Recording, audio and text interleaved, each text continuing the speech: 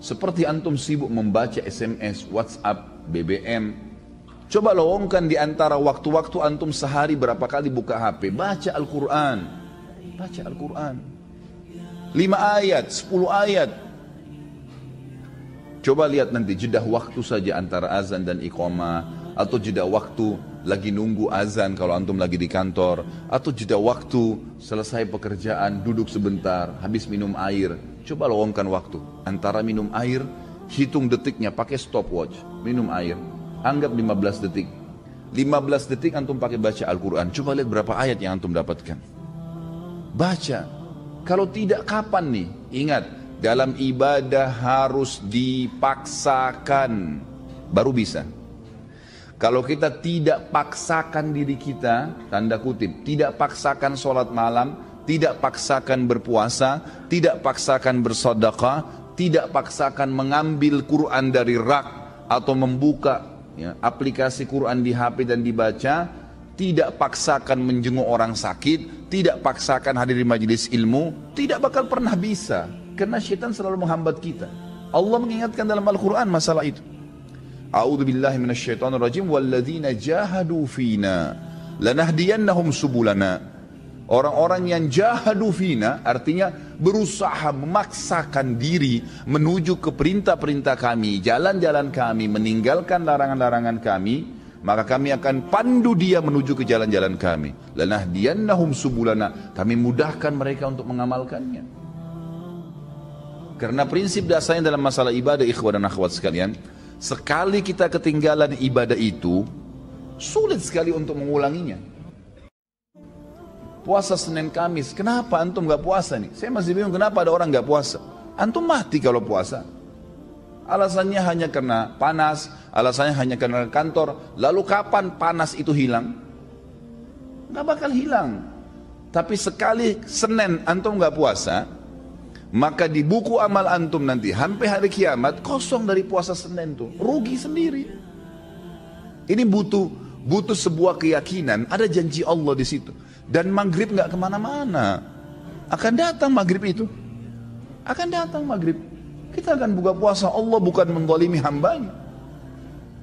Syaitan akan terus membisikkan dari pertama kita mau sahur atau bahkan mungkin tidak sahur, kamu tidak sahur nanti lemas. Itu semua godaan syaitan tepis. Manusia itu bisa hidup tanpa makan, tanpa minum minimal 3 hari. Tidak makan, tidak minum bisa hidup 3 hari. Gak usah antum khawatir gitu. Apalagi maghrib nanti sebentar, nanti sampai 5 detik, sedetik pun sebelum azan, syaitan masih godain supaya batalin puasanya. Dan dia akan kalah pada saat dengar azan, antum minum. Makanya kata Nabi SAW, "Lis-sha'imi farhatan." Orang yang puasa punya 2 kemenangan dan kegembiraan. Farhatun inda fitri, gembira yang dia dapatkan pada saat buka puasa. Di sini makna hadisnya bisa berarti kegembiraan pada saat dia minum karena hausnya hilang. Bisa kegembiraan karena dia berhasil mengalahkan syaitan. Dia akan dapat pahalanya. Wa farhatun inda liqa'i rabbi, dan kegembiraan pada saat dia bertemu dengan Tuhannya. Saya sering sampaikan di pengajian saya. Kalau seandainya kita masbuk sholat subuh 1 rakaat, mungkin ada uzur, mungkin sakit perut, anggaplah, ketiduran, anggaplah. Tapi uzur ini hanya akan melepaskan kita dari hukuman Allah Subhanahu wa taala, kalaupun di perbuatan itu ada hukuman. Tapi ingat, kehilangan pahala nggak bisa diperbaikin. Beda antara orang yang ketiduran masbuk 1 rakaat dengan orang yang dasarnya memang bangun dan tiap hari dia paksakan dirinya untuk mendapatkan dari rakaat pertama. Beda pahalanya, walaupun sama-sama hadir subuh. Dan yang masbuk 1 rakaat sampai hari kiamat, dia tidak akan pernah bisa memperbaiki kekurangan 1 rakaatnya itu.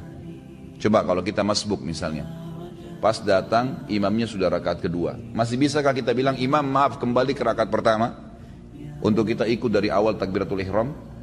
Gak bisa. Berarti orang yang ikut dari awal sama imam, dari Allahu Akbar sudah dicatat pahala oleh malaikat, dari iftitah sudah ada pahalanya, dari Al-Fatihah sudah ada pahalanya, dari surah yang dibaca ada pahalanya, ruku ada pahalanya, gerakan dan bacaannya, itidalnya, kemudian terus 1 rakaat sujudnya. Bukankah kata Nabi SAW, ya, Tidak ada seorang pun yang sujud satu kali untuk Allah kecuali Allah akan tinggikan derajatnya. Waktu seorang sahabat berkata, ya Rasulullah, saya ingin bersama dengan anda di surga.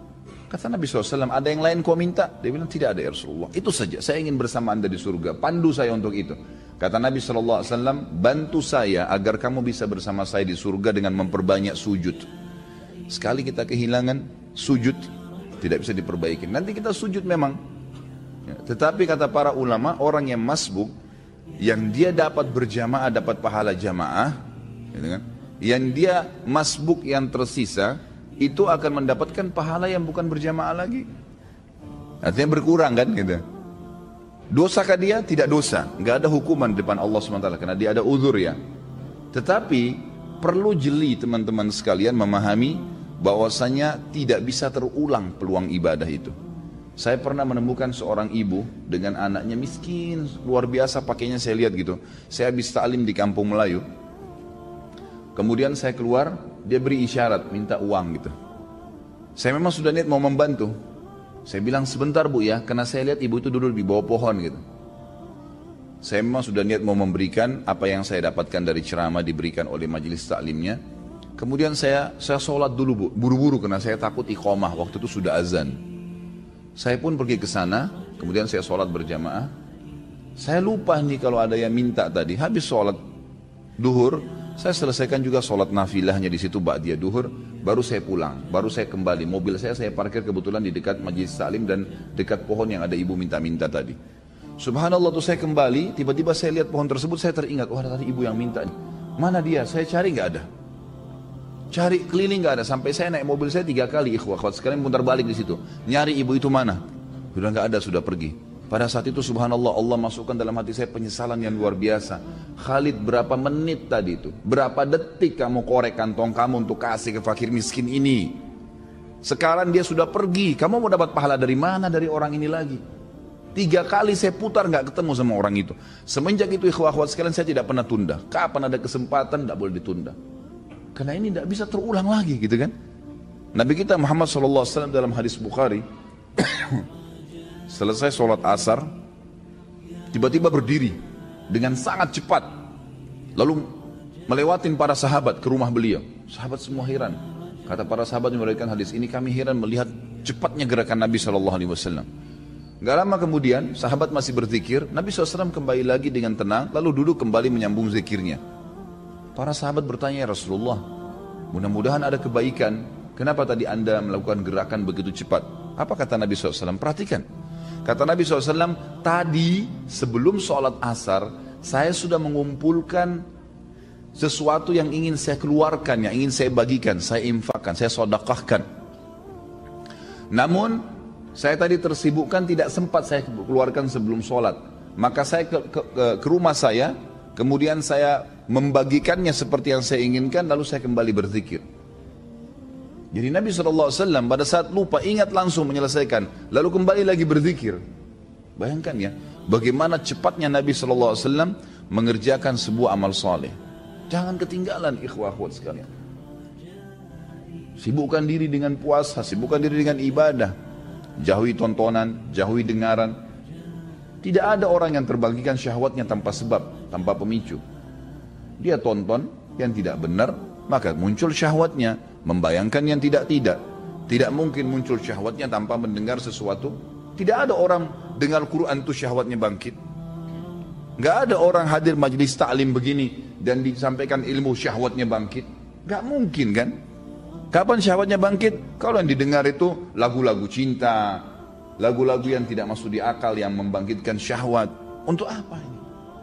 Allah mengatakan dalam Al-Quran, Inna sam'a wal basara wal fuada kullu ulaika kana anhu mas'ula. Hati-hatilah pendengaran kalian, penglihatan kalian, hati kalian bertanggung jawab semuanya pada hari kiamat.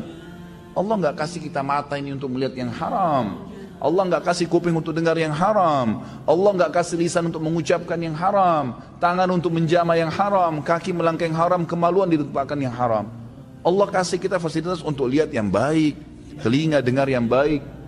Ingat, anggota tubuh kita ini, kata para ulama, kalau makin sering kita sibukkan dengan ibadah, mata melihat yang benar, yang Allah bolehkan, telinga dengar yang benar, mulut mengucapkan yang benar, maka semua anggota tubuh ini, hati makin sering dilunakkan dengan ayat-ayat Al-Quran, dari pendengaran, dari penglihatan. Hati kan terpengaruh dengan 3 anggota tubuh ini, ya, telinga, mata, dan lisan. Maka pastikan anggota-anggota tubuhnya jadi lunak, kata ulama, seperti pohon yang selalu dibasahkan dengan air, maka lunak daunnya, gitu kan. Sedikit dengar ayat jadi nangis, sedikit dengar ayat, ya, dengan telinganya hatinya jadi tentram, lisannya maka dia akan mengucapkan selalu yang baik saja, seperti itu. Ingat, ancaman Allah tidak mungkin luput. Banyak orang selalu tergiur dengan firman Allah SWT, Innallaha ghafurur rahim, Allah maha pengampun, tapi lupa, wa innallaha syadidul iqab, dan Allah berat siksaannya. Allah pengampun benar, tapi siksaannya juga Allah berat.